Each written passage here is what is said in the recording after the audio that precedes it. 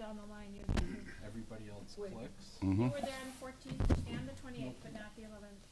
Oh, I know, that's right. Okay. I thought there were only two meetings. Test, test. Uh-huh. That was the 28th-minute meeting. Okay, it's now 7:30. Welcome to the Village of Skokie Appearance Commission meeting for Wednesday, October 9th, 2024. When you checked in to get your building permits, you were given instructions as what we're going to be doing here tonight. This meeting is being recorded on for the Village's cable network, and we actually just looked up some evidence from a past meeting. When I call a case, my commissioner to my left, the commissioner to my left will be reading the comments we get from the Village's Community Development Department. We take those comments into consideration. If you're going to be testifying tonight, please rise so you can be sworn in. Please raise your right hand. Do you swear or affirm the testimony you give tonight will be the truth, the whole truth, and nothing but the truth? Thank you. Okay, before we get into the case, the two cases that we have tonight, does somebody want to make a motion to approve the minutes from our last meeting? I make a motion that we approve the minutes from September 11th as written. Anybody second? Second. All in favor? Aye. So passed. Okay. When I call your case, please come up to the podium and speak. Case 2024-045A at 3724 Arcadia for a first floor addition. The applicant is proposing to construct a one-story rear addition that will consist of a pantry and kitchen extension. Staff has no objections to the proposed elevations. The style and materials on the addition will match the existing residence. The removal of second-floor windows on the existing home along the rear wall do not affect the look of the front or side elevations. Hello. Good. Hi, Nathan.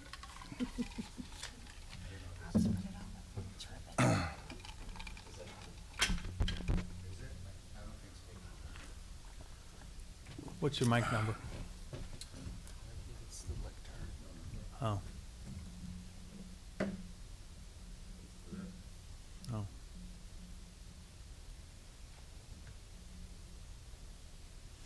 When the other guy was in charge, we never had these kind of. Oh, my. There we go. Thank you. But we didn't have this technology either, so. We're sitting down here. Right, exactly. Now we're much more important.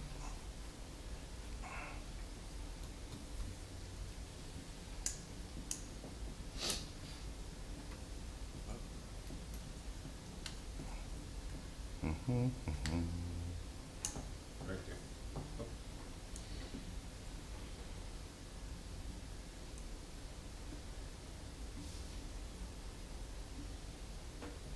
Does that roofing match the existing, Nate? So we're gonna strip the brick off the existing house and try to, if reuse them, for sure to match on the Ridgeway side, so from street, it's a corner house, so you don't have an issue, looking at different colors. Mm.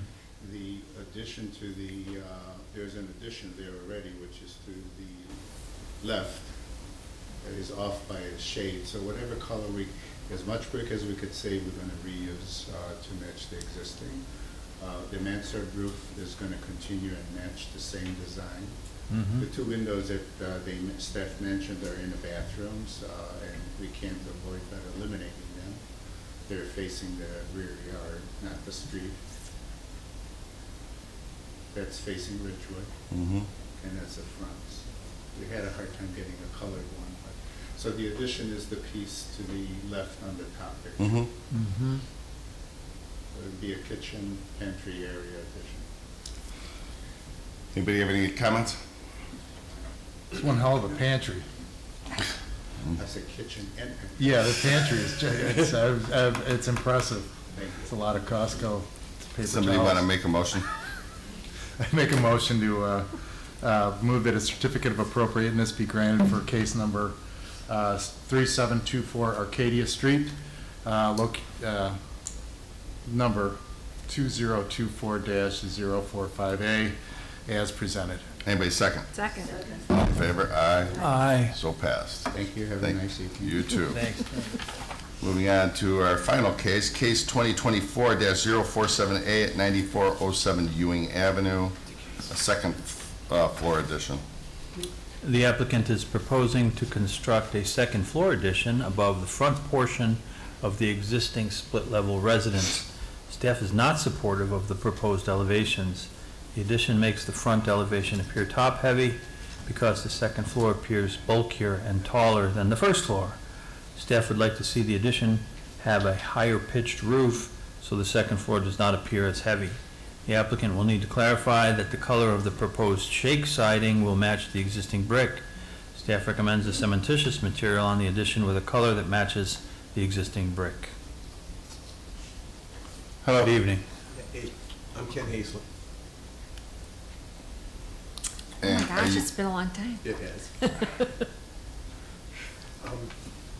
We proposed having the roof slope match the existing roof slope, raised, and it's the same slope as the portion of the house that's remaining in the rear. Yeah. I felt that was the most sympathetic to keep the roof lines concurrent or consistent from existing to new house. The existing house is brick, and the addition, we're proposing vinyl shakes, and we did propose a color called Tuscan Brown. I gave a little sample of it in this right here that is not the exact color of the brick, but it's certainly complementary and consistent with the brick. I can pass that around if you want. We thought those were sympathetic things to do. I didn't receive any comments from the city, from the community development, so I was unaware that they were against what we were proposing. So the addition there is, It's the top left, it's the, well, Top left at the bottom. with Right. the- That's it there. that's the addition. right there, yeah, really, but kind of like Brian's. Okay. It kind of sets as a cap in the front of the house. The current, you can look at the current elevations and see that the slope is lower, and now it is higher with an additional floor. Go ahead, Joe. There's a couple of things going on here. First of all, it's on a dead end. Second of all, I think the reason why it feels like it's tall is that the original gable is just at the windows. And this, you're about 1.5 feet above the window, so it looks like a cap rather than it's, sitting. So I think that was the first kind of reaction when you look at it. It's just a different format than the original. And so it does look tall. And it's just consistent with all of these third floor split level additions, because you're probably going with a 9 or 10 foot ceiling. It's an 8-foot ceiling. on the Oh, second really? floor. That's all it is, right, exactly. It's just an 8-foot ceiling. Is there a reason why there's the header above the window, the header is so tall versus the original? Because if you go back to the On photo, the main floor. yeah, you can see Right. the band, the trim above the window. Right. It evens, it's That's even with the actually- eaves. That's not actually at the ceiling height in that space. That has a cathedral So, ceiling yeah. that floats up. Right. And so, what we did was they have the floor sandwich, which are just TJI joists, this band all the way Yeah. across, and then an 8-foot ceiling. And so the roof sits on top of the ceiling joist, That's the right. 16-inch or whatever. That's right. So that's given It's it roof that. trusses is what it really is. Yeah. And if we shove the windows all the way up to that line, they'd be all the way up at 8 foot tall. And so we put Yeah. them normally at 6'8", which is the top of the doors, so that they're Right. aligned at the top of the doors all through the house. I guess I could lower that band, but it would be different, yeah. If you doubled up the horizontal trim, maybe that would help. Yeah, sure. So, because the trim The trim on the first floor initially sits like this, so you have the eave and then you've got the trim band below the eave. Yeah. Whereas here, you've got the trim band even with the eave, so if you doubled that up, Sure. it would probably bring the feel of that down and you'd be able to have the Add same. that around the entire building. Yeah, and it Entire would- second floor, and that would help there. It would, yeah, it would make it Of look a course. little less tippy, I guess. Which I'll be glad to do, absolutely. If tippy is an architectural Yes, it is. term. Yes, it is.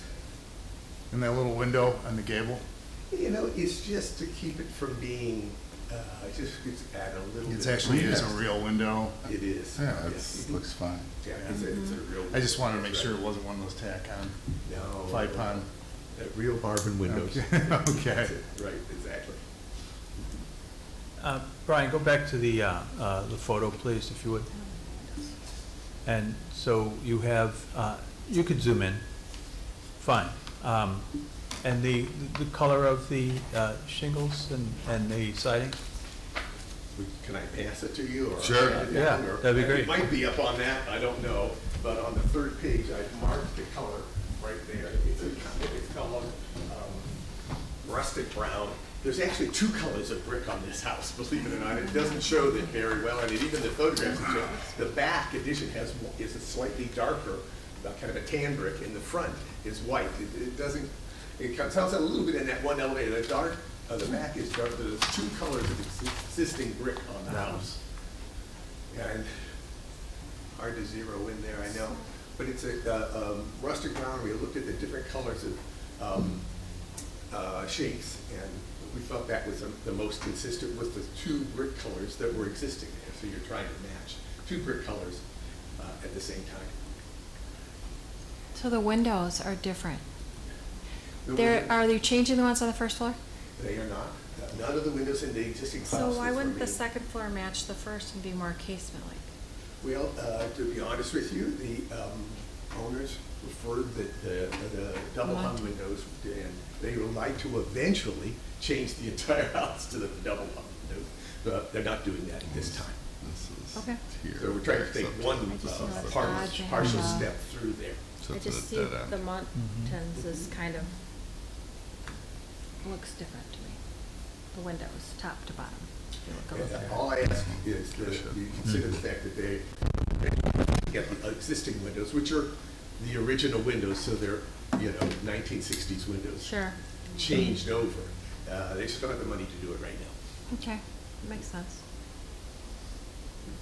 And it looks fine to me. It's what are you gonna do in these split levels, right? You can't do much to them. There's an issue with the material vinyl versus cementitious. Is that an issue? I know we've had long discussions about that in the past. It's not a code issue, it's just, Yeah, it's more of an aesthetic. Yeah.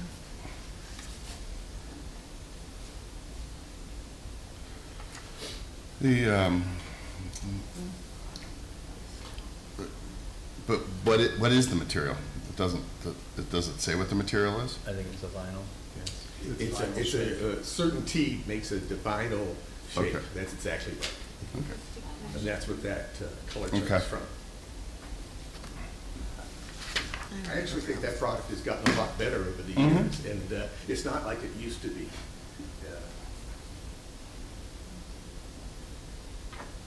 Anybody have certainly any other really- further comments?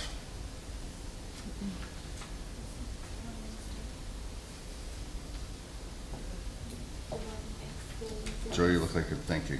I'm staring. I was thinking about color. I usually don't care about color, but when it's vinyl, you can't change it. And I was thinking, brown.